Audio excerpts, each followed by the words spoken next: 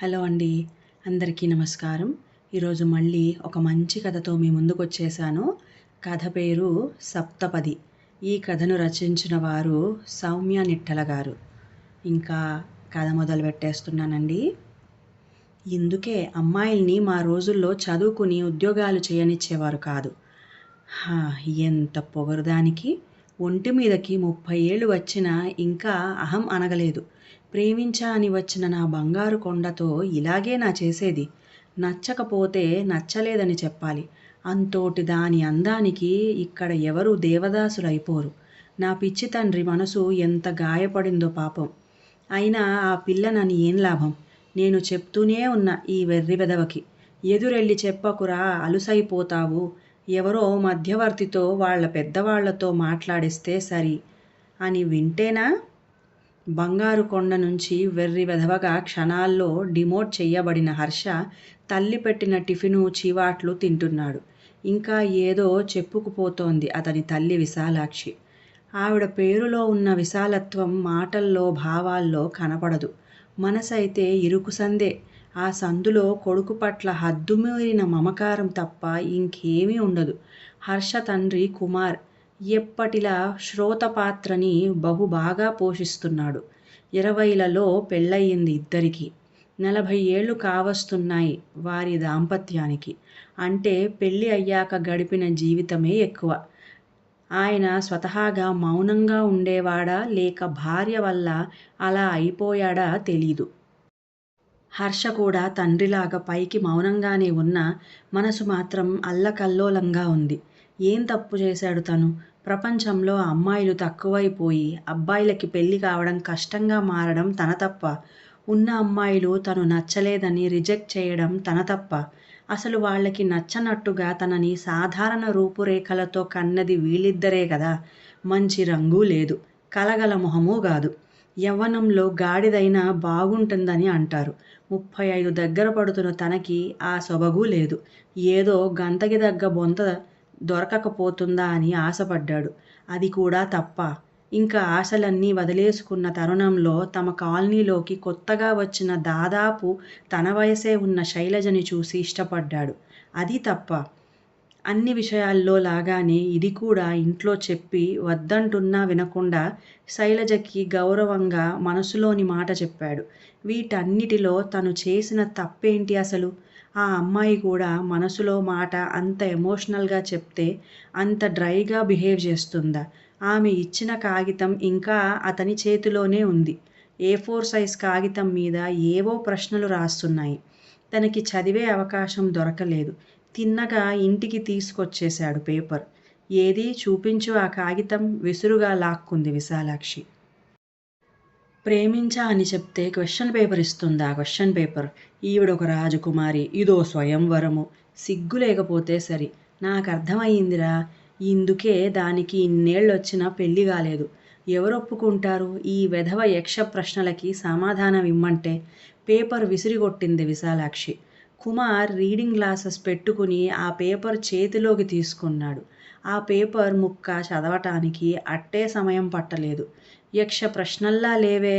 ఈ మధ్య ఇంటర్నెట్లోనూ వాట్సాప్ ఫార్వర్డ్లోనూ చూశాను ఇలాంటి మెసేజ్ ఏదో. కాకపోతే ఇంగ్లీష్లో చూశాను. పెళ్ళికి ముందే మాట్లాడుకోవాల్సిన కొన్ని విషయాల్ని ఇలా తెలుగులో ప్రశ్నలుగా రాసి వాటికి సప్తపది అని పేరు పెట్టిందా అమ్మాయి. విశాలాక్షికి విసుగొచ్చింది. మీరొకరు ప్రతి విషయంలో ప్రొఫెసర్ అనిపించుకుంటూ ఉంటారు. ఏదో డాక్యుమెంటరీలో లాగా, టీవీలో న్యూస్ చదివే వాళ్ళలాగా పేపర్లో ఏముందో చప్పగా చెప్పడం తప్ప మన అబ్బాయికి ఎంత అవమానమో ఆలోచించరేం? కొంచెం ఎమోషన్ చూపించరేం? మీరు అలా ఉండబట్టే నేనిలా తయారయ్యాను. మీరో సోక్రటీసు, నేను ఆయన గయ్యాళి భార్యని, అంతే కదా? పెళ్ళైన కొత్తలో సరదాగా తన ఫిలాసఫీ టెక్స్ట్ బుక్లో ఉన్నది ఆమెకి చెప్పి ఎంత తప్పు చేశాడో ఈ 40 ఏళ్ళు గుర్తు చేస్తూనే ఉంది విశాలాక్షి. ఇలాంటి మనస్తత్వం అని తెలియక ఆమెతో గ్రీకు ఫిలాసఫీని షేర్ చేసుకున్న తన అమాయకత్వం గుర్తొచ్చి చిన్నగా నవ్వుకున్నాడు కుమార్. దీంతో విశాలాక్షికి కోపం నషాలానికెక్కింది. నీరు తన బాయిలింగ్ పాయింట్ దాటినప్పుడు ఆవిరవుతుంది. విశాలాక్షి కోపం మాత్రం హద్దు దాటినప్పుడు నీరవుతుంది. అది ఆమె ఎర్రబారిన కళ్ళల్లోంచి ధారాపాతంగా ప్రవహిస్తుంది. ఒక పక్క ఆమె ముక్కులోంచి వచ్చే ఆ ధార తాలూకు ఉపనదిని ఆమె ఎగబీల్చి కొంగుతో కళ్ళు వత్తుకోగానే ఇటుపక్క కుమార్ తన మెల్టింగ్ పాయింట్ని చేరుకుంటాడు. ఘనీభవించిన అతని మేధావి మనసు కరిగి ఆమె దగ్గరకెళ్ళి ఆమెని ఓదారుస్తాడు. ఇది హర్ష చిన్నప్పటి నుంచి వాళ్ళిద్దరి మధ్య చూసిన దాంపత్య రసాయన చర్య. మింగుడు పడని విషయాలలో టిఫిన్ కూడా ఒకటవ్వగా అతి కష్టం మీద దాన్ని పూర్తి చేసి ఆఫీస్కి బయలుదేరాడు హర్ష. ఓ కొరియర్ కంపెనీలో అడ్మినిస్ట్రేషన్ వైపు పనిచేస్తాడు హర్ష. సాఫ్ట్వేర్ అయితే ఈ పాటికి పెళ్ళైపోయి ఉండును అంటుంది విశాలాక్షి. ఆఫీస్కి శైలజ వాళ్ళ ఇంటి ముందు నుంచే వెళ్ళాలి. అద్దెల కోసం కట్టిన ఓ పాతకాలం నాటి ఇండిపెండెంట్ హౌస్లో కింద పోర్షన్లో ఈ మధ్యనే దిగారు. వాళ్ళ నాన్నగారిని ఎప్పుడూ చూడలేదు. వాళ్ళ అమ్మగారు మాత్రం కనిపిస్తుంటారు. విశాలాక్షి అప్పటికీ నొక్కింది కూడాను. ఈ మధ్య ఎవరైనా బొట్టు పెట్టేసుకుంటున్నారు, మొగుడు ఉన్నాడో పోయాడో తెలియడం లేదని. ఆమె కనిపించకపోతే బాగుండునని ప్రార్థిస్తూ అటుగా బండి పోనిచ్చాడు. లక్కీగా బయట కనిపించలేదు. కానీ వాళ్ళ వసారా చూసి తీరాలి. వాళ్ళు ఆ ఇంట్లో దిగిన రోజులు అన్ని మొక్కలు చూసి ఆశ్చర్యపోయాడు. వాటిని ఎంత బాగా సర్దుకున్నారో. అద్దె ఇల్లైతేనేం ఓ చిన్న గార్డెన్ ఉన్నట్లుంటుంది వారి వాకిట్లో. ఈ మాటే అమ్మతో అంటే ఇంట్లో పని లేకపోతే నేను పెంచుతా మొక్కలు అనంది. శైలజతో మొదటి చూపులోనే ప్రేమలో ఏమి పడలేదు తను. వాళ్ళ ఇంటి వాళ్ళు తమ ఫ్యామిలీ ఫ్రెండ్స్. సిటీలోనే వేరే ఏరియాలో ఉంటారు. ఈ ఇంటికి సంబంధించి చిన్న చిన్న పనులు పడినప్పుడు వాళ్ళంత దూరం నుంచి రాకుండా తనే చూసుకుంటాడు. అలా ఆ ఇంటికి రాకపోకలు కుదిరాయి. వాళ్ళు ఇల్లు సర్దుకున్న తీరు నచ్చేది హర్షకి. శైలజ ఏదో ఆన్లైన్ వర్క్ చేస్తుంది ఇంటి నుంచే. ఆమె వర్క్ టేబుల్ ఎంత బాగా సర్దుకుందో. వ్యక్తిత్వ వికాసానికి సంబంధించి ఆమె చదివే కొన్ని పుస్తకాలు అవి షెల్ఫ్లో పెట్టుకుంది. ఆమెలో తనకేం నచ్చింది చెప్పలేదు హర్ష. అతను కవి కాదు, ఆమె పెద్ద అందగత్తె కూడా కాదు. అతనికి ఈ మధ్య రీల్స్ చూసి కొన్ని పదాలు తెలిసాయి. అందులో ఆరా ఒకటి. ఆమె ఆరా చాలా ప్రశాంతంగా అనిపిస్తుంది. ఒక వస్తువు తీయబోయి 10 వస్తువులు పడేయటం, తన కాలుకి తట్టుకుని తనే పడిపోవటం, అవసరం కన్నా ఎక్కువ మాట్లాడటం, వీటన్నిటికీ పూర్తి భిన్నం శైలజ. ఒద్దిక అనే కాదు, ఏదో ధీమా కనిపిస్తుంది ఆమెలో. తనకి తానే తెలిసినట్లుగా, తనకి తానే అర్థమైనట్టుగా. ఓసారి వాళ్ళ అమ్మగారు తను ఏదో గొడవ పడుతుంటే అనుకోకుండా వెళ్ళాల్సొచ్చింది. అది ఆమె పెళ్లి విషయం అని కొంత వినిపించింది. తిరిగి వెళ్ళిపోదామని అనుకున్నాడు. కానీ శైలజ తనని చూసేసింది. వాళ్ళ అమ్మగారు లోపలికి వెళ్ళిపోయారు. శైలజ ఏమాత్రం తొణకలేదు. తనతో మామూలుగానే మాట్లాడింది. కళ్ళొత్తుకునే ఆడవాళ్ళనే చూసిన హర్షకి ఆమె నిండుకుండతనం నచ్చేది. ఇంటర్నెట్ భాషలో చెప్పాలంటే ఎమోషనల్గా బ్యాలెన్స్డ్గా అనిపించేది. అందుకేనేమో ఆమె దగ్గరున్నప్పుడు తనకి ఆ హాయ్ ఫీలింగ్. ఏ క్షణమైనా భూకంపం వస్తుందనే భావానికి ఇది వ్యతిరేకంగా స్థిరత్వ భావన అనిపించేది. హర్షకి 25 ఏళ్ళప్పుడు ఉద్యోగం వచ్చినప్పటి నుంచి ఇంట్లో పెళ్లి హడావిడి మొదలయ్యింది. తాతకి జరిగినట్టే, తండ్రి చేసుకున్నట్టే, అంతే మామూలుగా తనకి కూడా పెళ్లి జరుగుతుంది అనుకున్నాడు. 30లు దాటినా తనకి పెళ్లి జరగదని అస్సలు ఊహించలేదు హర్ష. అలాంటిది శైలజ నచ్చగానే అతనికి ముందుగానే ఆశ కలిగింది. అందుకే ధైర్యం చేసి చెప్పగలిగాడు. అతను ఆమె అంగీకారానికో తిరస్కారానికో రెడీ అయ్యాడు గాని ఈ మూడో పరిణామం ఊహించలేకపోయాడు. ఇంట్లో ఉండే ఓ ఆదివారం నాడు విశాలాక్షి చెప్పిన మీదట తెల్లవారుజామునే లేచి స్నానం పూజ చేసుకుని కుంకుమ విభూది పెట్టుకుని హాల్లో కూర్చుని ఉన్నాడు హర్ష. ఇప్పుడు ఆ గదే అతని ఎగ్జామ్ హాల్. కుమార్ తన ప్రొఫెసరిత్వాన్ని మరోసారి నిరూపించుకుంటూ ఎగ్జామ్ ప్యాడు, కాగితాలు, పెన్ను తెచ్చాడు. విశాలాక్షి కూడా వచ్చి కూర్చుంది. ఇద్దరి బాయిలింగ్ మెల్టింగ్ పాయింట్లు ఒక సమ ఉష్ణ స్థితికి చేరి రూమ్ టెంపరేచర్కి వచ్చాయి. విశాలాక్షి మొన్నటి కన్నా కొంత శాంతపడింది. కుమార్ కొంత యాక్టివ్ అయ్యాడు. హర్షకి తెలుసు తండ్రి తల్లికి తనదైన శైలిలో ట్యూషన్ క్లాస్ తీసుకున్నాడు అని. ఇష్టం లేకుండా పరీక్షలో కూర్చున్న విద్యార్థినిలా ఉంది విశాలాక్షి. ఇన్విజిలేటర్లా ఉన్నాడు కుమార్. ఆ రోజు ఏ సబ్జెక్టులో పరీక్షో కూడా తెలియని విద్యార్థిలాగా ఉన్నాడు హర్ష. ఎగ్జామ్ ప్యాడ్లో తెల్ల కాగితాల పైన శైలజ ఇచ్చిన ప్రశ్నాపత్రం కనిపిస్తోంది. కుమార్ గొంతు సవరించుకున్నాడు. అక్కడ ఇద్దరే ఉన్న ఓ క్లాస్ రూమ్ నిండా పిల్లలున్నట్లు మాట్లాడడం మొదలుపెట్టాడు. ఇప్పుడు వివాహ వ్యవస్థ మారింది. 100 అబద్ధాలు ఆడి చేసే పెళ్ళిళ్ళు, పెళ్లి రోజే మొదటిసారి చూసుకునే పెళ్ళిళ్ళు, భార్య అంటే పని మనిషి, వంట మనిషి, పిల్లల్ని కనే మనిషి, మొగుడంటే ఏటీఎం, ఒక కుటుంబానికి సెక్యూరిటీ గార్డు, ఇలాంటి అవసరాల కోసం చేసుకునే పెళ్ళిళ్ళిప్పుడు లేవు. ఇది నిజానికి చాలా మంచి మార్పు. విశాలాక్షి గొప్పే అన్నట్టు వెటకారంగా చూసింది. పెళ్ళికి ముందు మాట్లాడుకోండి అని ఇప్పుడు పెద్దవాళ్లే స్వాతంత్రం ఇస్తున్నా పాపం పిల్లలు స్వీట్ నథింగ్స్ మాట్లాడుకుంటూ బంగారం లాంటి ఆ సమయాన్ని వృధా చేసుకుంటున్నారు. అలాంటిది ఈ అమ్మాయి శైలజ ఎంతో ఆలోచనతో ఇలాంటి ముఖ్యమైన విషయాలని ఒకచోట క్రోడీకరించింది. విశాలాక్షికి ఇంకా విసుగొచ్చింది. అబ్బా చాల్లేండి, పరాయి పిల్లని పొగిడింది.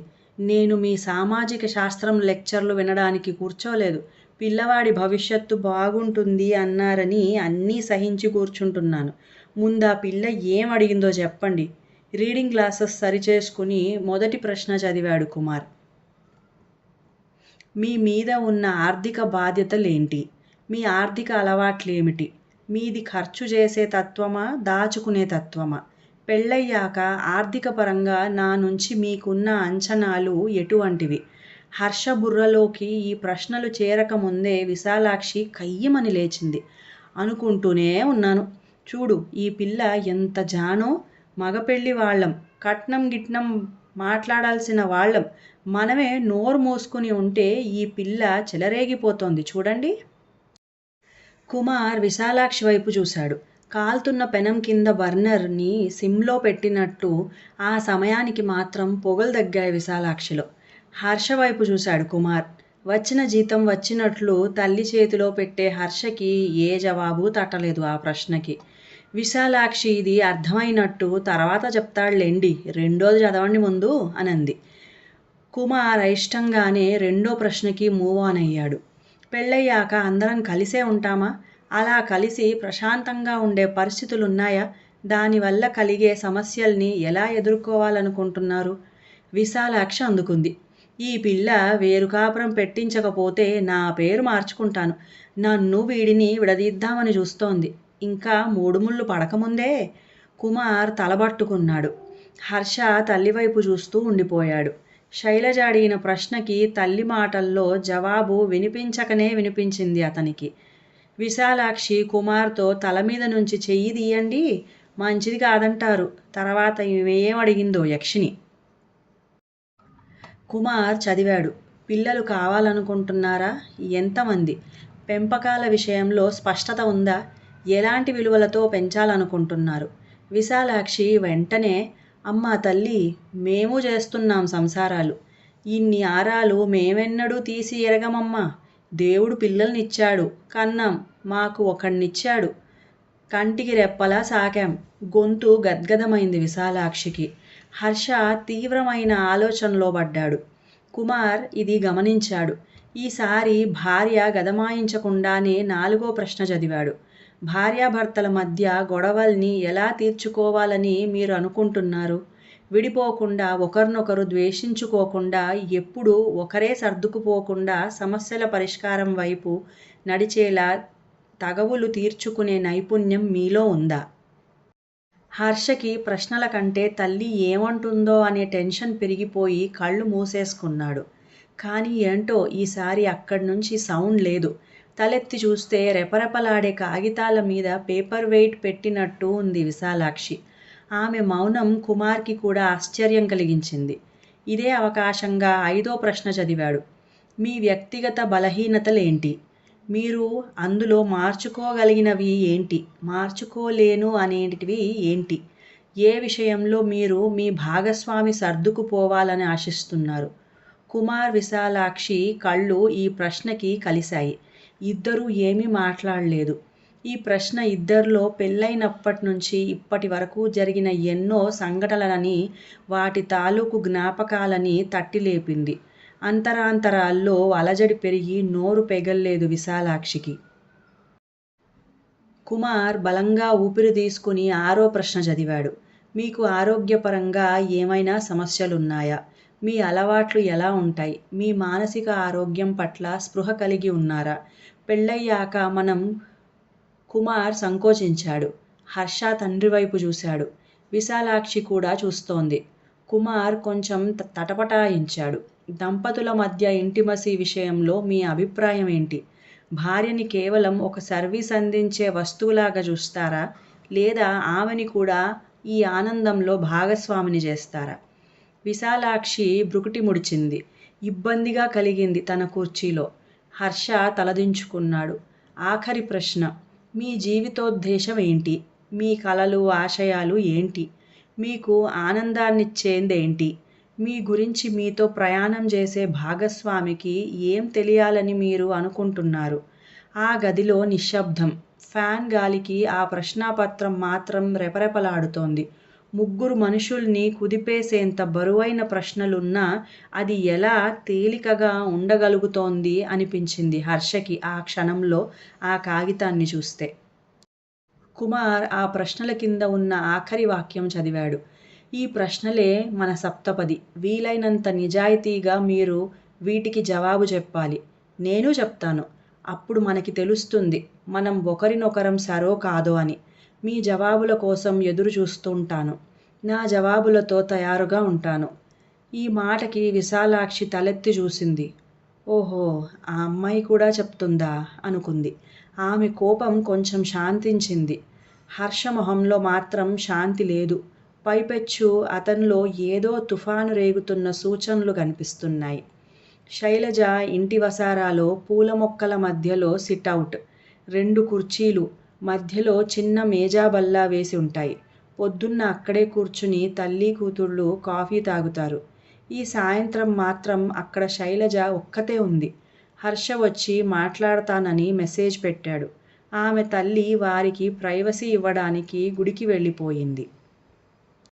హర్ష అనుకున్నట్టు శైలజ ఏమీ గుంభనంగా లేదు. కాస్త నర్వస్గానే ఉంది. సర్దిన టేబుల్ మీదున్న కవర్ని, దానిమీద తన ఆన్సర్ పేపర్ని మళ్ళీ మళ్ళీ సరిచేస్తోంది. హర్షకి తనంటే ఇష్టమని చెప్పినప్పుడు ఆమెకి ఆశ్చర్యం కలిగింది.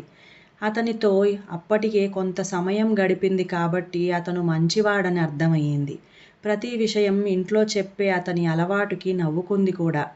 కానీ చిన్నప్పటి నుంచి తల్లిదండ్రుల గొడవలు, వాళ్ళు విడిపోవటం చూసిన తనకి తెలుసు ఓ మంచి దాంపత్యానికి ఇద్దరూ మంచివాళ్ళైతే సరిపోరని. ఆమె ఈ ప్రశ్నాపత్రం ఇచ్చిన మొదటి వ్యక్తి కాదు హర్ష. కొందరు తను వినాలనుకున్న సమాధానాలు చెప్పారు. ఇంకొందరు వారి వైపు నుంచే అంతా చెప్పి అసలు తన మాట వినలేదు. ఇంకొందరైతే అసలు ఈ కాన్సెప్టే అబ్సర్డ్ అని ఆమెని వెక్కిరించి వెళ్ళిపోయారు. జీవితాన్ని ఇంత చేరువగా చూసిన తనలోని ప్రౌఢ హెచ్చరిస్తోంది ఎక్కువ ఆశలు పెట్టుకోవద్దని. కానీ తనలో ఇంకా ఉన్నదని తానే మర్చిపోయిన ఓ కన్నెపిల్ల మాత్రం ఇప్పుడిప్పుడే ఊహల రెక్కలు తొడుక్కుంటోంది. ప్రౌఢ అంటోంది, సమాధానాలు ఏమిచ్చాడో చూద్దాం. అవి మ్యాచ్ అవ్వకపోతే నో అంటే నో అని కన్నెపిల్ల ఆ కాగితం వెనక్కి తిప్పే ప్రేమలేఖలు రాసేస్తోంది. ఇంతలోనే వచ్చాడు హర్ష. ఇష్టం అని చెప్పినప్పుడు లేని సంశయం, న్యూనత ఇప్పుడు హర్షని ఆవహించాయి. ఇద్దరూ ఎదురెదురుగా కూర్చున్నారు. శైలజ తన పేపర్ తీసింది. హర్ష వారించాడు. ముందు నేను చెప్పాల్సింది చెప్పేస్తాను, ఓకేనా? శైలజ తల ఊపింది. ఉద్యోగం, వయసు ఉంటే చాలు పెళ్లి చేసుకోవడానికి అనుకున్నాను శైలజ. అది నా అజ్ఞానం. నువ్వు అడిగిన ప్రశ్నల వల్ల నిజంగా ప్రేమగా కలిసుండాల్సిన జంటకి ఎంత క్లారిటీ ఉండాలో అర్థమయ్యింది. అలా కాక గుడ్డెద్దు చేలో పడ్డట్టు పెళ్లి చేసుకుంటూ పోతే ఏముంది? మొగుడు పెళ్ళాల వాట్సాప్ జోకులు ఫార్వర్డ్ చేసుకోవడం, పిల్లల ముందు కొట్టుకు చచ్చిపోవడం లేదా విడిపోవటం ఇదే జరుగుతుంది అని అర్థమైంది నాకు. శైలజ మొహం వెలిగింది. అతనికి ఆమె ఉద్దేశం అర్థమైనందుకు. హర్ష మాత్రం సీరియస్గానే ఉన్నాడు. నువ్వు పుస్తకాలు బాగా చదువుతావు కాబట్టి నీకు తెలిసే ఉంటుంది. మా నాన్న ఒక సోక్రటీసు, మా అమ్మ ఆయన గయ్యాళి భార్య. వీరి మధ్య చిన్నప్పటి నుంచి ఎంత నలిగిపోయానో నాకే తెలుసు. అలాంటిది ఓ కొత్త అమ్మాయి ఈ త్రికోణంలోకి అడుగు పెడితే ఎలా ఉంటుందో నేను ఊహించగలను. నువ్వు రెండో ప్రశ్నలో అడిగినట్టు నాకు ఈ పరిస్థితిని ఎలా చక్కబెట్టాలో తెలీదు. ఆ ఒక్క ప్రశ్నకే కాదు, అందులో చాలా ప్రశ్నలకి నాకు జవాబు తెలీదు. ఓ రహస్యం చెప్పాలంటే నన్ను రిజెక్ట్ చేసిన అమ్మాయిలంటే ఇన్నాళ్ళు నాకు కొంచెం కోపం ఉండేది. ఇప్పుడు అనిపిస్తోంది మా ఫ్యామిలీ బారిన పడకుండా వాళ్ళు బతికిపోయారని. అంతే మాట్లాడగలిగాడు హర్ష. తన మొహంలో బాధ ఆమెకి కనబడనీయకుండా మొహం దించేసుకున్నాడు. అతన్ని అలా చూసి శైలజ మనసు విచలితమైపోయింది. ఛ, ఎంత బాధపడుతున్నాడు హర్ష. తను సున్నితత్వం లేకుండా అలా ఎలా ప్రవర్తించింది? ఇంటర్నెట్లో చూసినవి నిజ జీవితానికి ఆపాదించి తప్పు చేసిందా? ఓ మంచి మనిషిని హర్ట్ చేసింది. అసలు ఈ పేపర్లు చింపేస్తే సరి అనుకుంది. అతని చేతి మీద తన చెయ్యి వేద్దాం ఓదార్పుగా అని కూడా అనుకుంది. కానీ ఆమెలోని ప్రౌఢ ఇది పడనివ్వలేదు. మిమ్మల్ని ఇంతలా హర్ట్ చేయడం నా ఉద్దేశం కాదు హర్ష, సారీ. హర్ష తలెత్తి చూశాడు. అదిగో తనకి తెలిసిన మెచ్యూర్డ్ అమ్మాయి అలాగే ఉంది. తన వైపు ఎప్పటిలాగానే చూస్తోంది. ఆమెలో ఏ బాధ లేదు. ఇంకేముంది తేల్చుకోవడానికి? లేచి నుంచున్నాడు వెళ్ళిపోవడానికి. ఆమె కూడా లేచింది. అతను వెళ్ళిపోతుంటే అంది ఒక్క మాట. సోక్రటీసు జీవితాన్ని స్త్రీ దృష్టికోణం నుంచి మళ్ళీ సమీక్షించిన కొంతమంది చరిత్రకారులు అతని భార్య గయ్యాలి కాదని, 3 పిల్లల బాధ్యత ఓవైపు, కుటుంబ పోషణ పట్టించుకోని సోక్రటీస్ మరోవైపు అలా నలిగిపోయి ఆమె కఠినురాలైందని ఆధారాలు కనుక్కున్నారు ఈ మధ్యే. అందుకని మీ అమ్మగారిని అపార్థం చేసుకోవద్దు అని నా రిక్వెస్ట్. హర్ష ఆశ్చర్యంగా వెనక్కి తిరిగి చూశాడు. ఇందుకే అమ్మాయిలని చదివించి ఉద్యోగాలు చేయించాలండి నన్నడిగితే. నేను అనుకుంటూనే ఉన్నాను, మా బంగారు కొండకి నచ్చిందంటే ఇత్తడి అవుతుందా ఆ పిల్ల, పుత్తడే అవుతుంది అని. శైలజ ఇంటి వసారాలోని పూదోటలో 3 కుర్చీలు వేసున్నాయి. విశాలాక్షి శైలజ తల్లి చేతిలో చెయ్యి వేసి మాట్లాడుతోంది మురిపెంగా. శైలజ తల్లి కంట్లో నీళ్లు. విశాలాక్షి ఆవిడ కళ్ళు తుడుస్తూ, మీరింక బాధపడే రోజులు పోయాయండి. మీ ఒక్కగానొక్క కూతురికి మా ఒక్కగానొక్క కొడుకు ఇంటెదురుగానే కాపురం. మీరు ఒంటరిగా ఉండరు. పిల్ల పుట్టిల్లు పక్కనే ఉన్నట్టుంటుంది. ఏమంటారు? బయట్నుంచి విశాలాక్షి తీయటి మాటలు లోపలున్న హర్ష శైలజకి వినిపిస్తున్నాయి. హర్ష శైలజ భుజం తట్టి తన జేబులోంచి ఓ కాగితం తీశాడు. ఆమె తెరిచి చూసింది. పూర్తిగా జవాబులు నింపి ఉన్న సప్తపది ప్రశ్నాపత్రం అది. ఆశ్చర్యంగా చూసింది అతని వైపు. హర్ష నవ్వి వెళ్ళిపోబోతుంటే తన చేత్తో ఆపి పక్కనే కూర్చోబెట్టుకుని సమాధానాలు చదవసాగింది శైలజ. ఆమె మొహంలో వెలుగు. ఇంకా కథ సమాప్తం. ఈ కథ మీకు నచ్చినట్లయితే ప్లీజ్ లైక్ చేయండి, షేర్ చేయండి, మంచి కామెంట్ కూడా పెట్టండి. అలాగే నా సంగీతం ఛానల్ సాగరిక సంగీత మండలి ఛానల్ని కూడా సబ్స్క్రైబ్ చేసుకొని మంచి భక్తిరసమైన పాటల్ని వినండి. ఇంకా సెలవు.